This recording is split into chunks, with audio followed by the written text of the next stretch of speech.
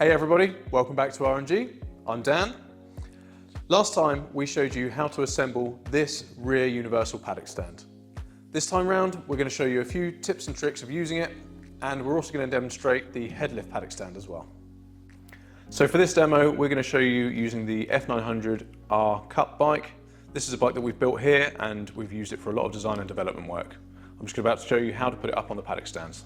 So because this bike already has some cotton reels fitted, I'm going to be using the standard rear hook that comes with this universal paddock stand. What I need to do is make sure that the bike is nice and upright. I've asked someone else to hold it up for me. It's on nice level ground, so we're not going to be going over bumps or anything like that. I need to make sure this hook is going to be slotted in to the paddock stand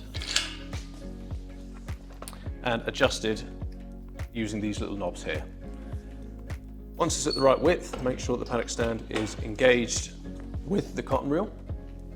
And then all we need to do is just put a little bit of firm pressure down and lift it up. It's as easy as that. Next up, we're going to show you how to use the front headlift paddock stand. So this is our front headlift paddock stand.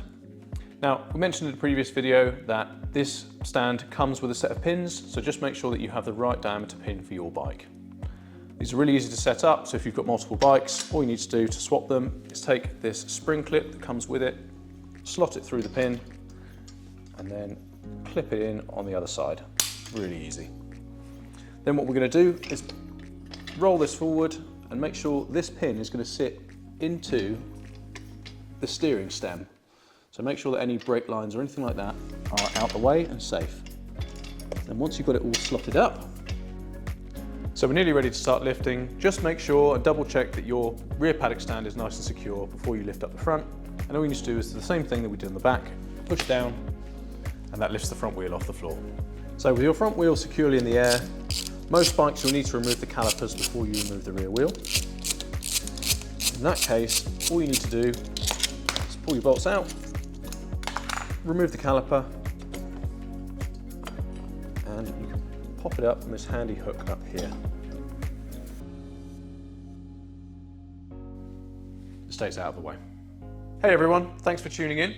I hope you've enjoyed the video.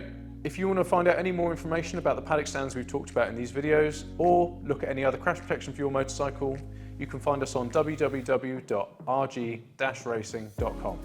See you next time.